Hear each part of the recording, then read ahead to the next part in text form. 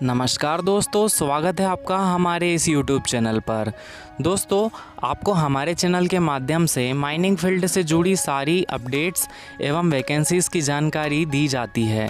साथ ही दोस्तों, अगर आप DGMS के किसी एग्ज़ाम की तैयारी कर रहे हैं या माइनिंग फील्ड से रिलेटेड कोई बुक्स या नोट्स चाहते हैं तो आप हमें ऊपर दिए हुए नंबर पर कॉन्टेक्ट करके इन्हें बहुत ही कम दामों में ले सकते हैं। तो चलिए दोस्तों, वीडियो को बिना देरी करते हुए आगे बढ़ाते हैं। साथ ही अगर आपने अभी तक मेरे चैनल को सब्सक्राइब नहीं किया है तो ज़रूर कर लीजिए, क्योंकि ये आपके लिए बहुत ज़्यादा हेल्पफुल होगा।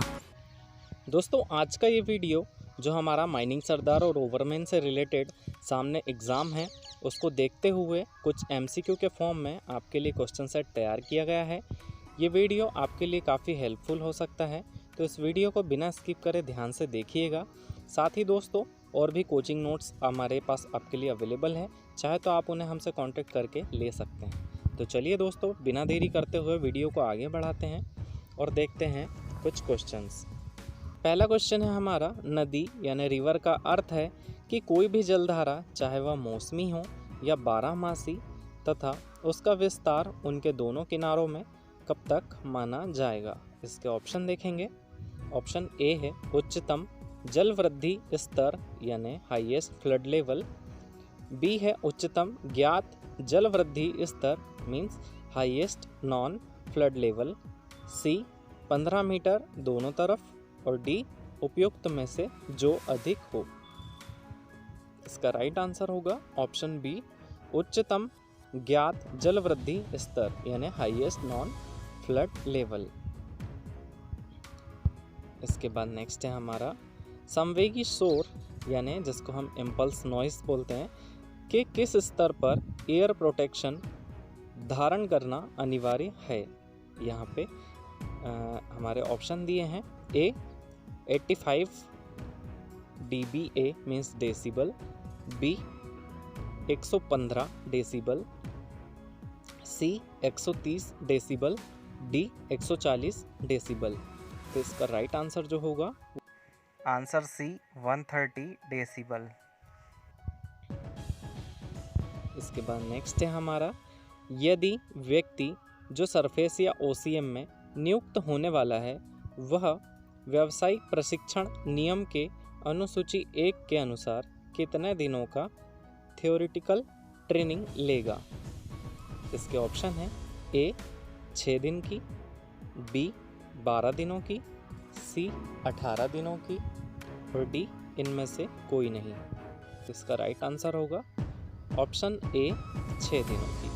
अगर उससे सरफेस या OCM में नियुक्त होना है तो वह थियोरेटिकल ट्रेनिंग जो होगी वह 6 दिन की लेना होगा।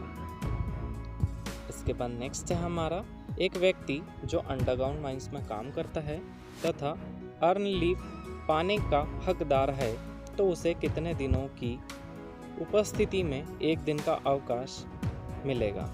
इसके ऑप्शन है। ए 18 दिन। बी 14 दिन। सी 20 दिन। और डी 15 दिन। तो इसका राइट आंसर होगा ऑप्शन डी 15 दिन। इसके बाद नेक्स्ट है हमारा, रेस्क्यू स्टेशन के अधीक्षक यानी सुपरिटेंडेंट की नियुक्ति तथा कार्यमुक्ति की जिम्मेदारी किस पर होगी। इसके ऑप्शन है। ए मालिक। बी अभिकर्ता। सी प्रबंधक। और डी इनमें से कोई नहीं। तो इसका जो राइट आंसर होगा वो होगा ऑप्शन ए मालिक मीन्स खान का ऑनर। इसके बाद नेक्स्ट है हमारा, यदि रेस्क्यू स्टेशन या रेस्क्यू रूम में रेस्क्यू एपेटस के इस्तेमाल के दौरान कोई दुर्घटना होती है तो इसकी सूचना किसके द्वारा भेजी जाएगी। इसके ऑप्शन है हमारे। ए प्रबंधक means manager. C rescue station के अधीक्षक। B agent. और डी खान का मालिक। यहाँ पे ABC का जो थोड़ा सा सीक्वेंस है वो गड़बड़ हो गया, बट इसका राइट आंसर है option number C, rescue station के अधीक्षक में सुपरिटेंडेंट। इसके द्वारा अगर कोई दुर्घटना होती है तो ये सूचना भेजने का कार्य यही करेगा। इसके बाद नेक्स्ट है हमारा खान के रीओपनिंग की सूचना किसके पास भेजी जाएगी। इसके ऑप्शन हम ध्यान से देखेंगे। ए चीफ इंस्पेक्टर तथा regional inspector, B chief inspector तथा रीजनल इंस्पेक्टर तथा डिस्ट्रिक्ट मजिस्ट्रेट यानी जिला मजिस्ट्रेट, सी रीजनल इंस्पेक्टर तथा संबंधित खान का इंस्पेक्टर, और D chief inspector regional inspector जिला मजिस्ट्रेट तथा श्रम कल्याण आयुक्त। इसका राइट आंसर जो होगा वो होगा ऑप्शन बी चीफ इंस्पेक्टर तथा रीजनल इंस्पेक्टर तथा जिला मजिस्ट्रेट। इसमें जो है डी में कंफ्यूज करने के लिए श्रम कल्याण आयुक्त डाला गया है, लेकिन इसका कोई रोल नहीं होता है, तो जो बी है वो राइट आंसर है। नेक्स्ट देखते हैं, किसी खान के मैनेजर के रूप में नियुक्त होने के लिए कितनी न्यूनतम उम्र होनी चाहिए। तो इसका ऑप्शन देखेंगे। ए 20 वर्ष, बी 25 वर्ष, सी 23 वर्ष और डी 18। इसका राइट आंसर होगा 23, ऑप्शन सी 23 ईयर्स। ये कंप्लीट कर चुका होना चाहिए तो वह मैनेजर के लिए नियुक्त किया जा सकता है।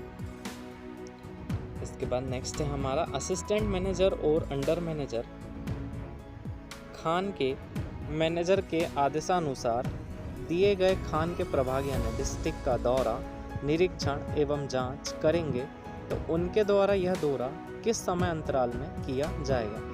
ये जो इसका जो किया जाएगा, इसके ऑप्शन हम देखेंगे।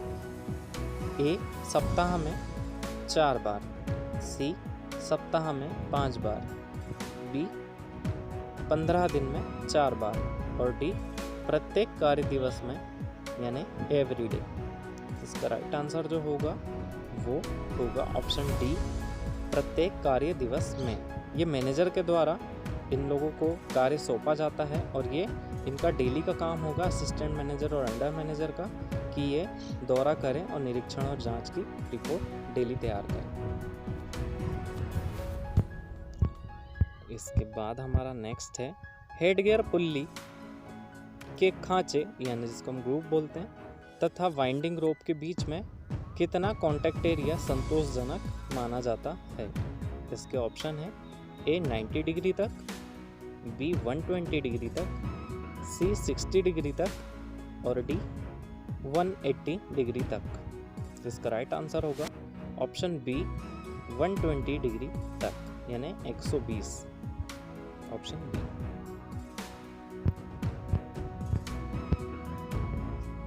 इसके बाद नेक्स्ट है हमारा प्रत्येक डोली जिससे व्यक्ति का आवागमन होता है में समुचित गेट या फेंसिंग इस तरह लगा होगा कि गेट या फेंसिंग का सबसे निचला भाग और डोली की तली के बीच अधिकतम अंतर होना चाहिए।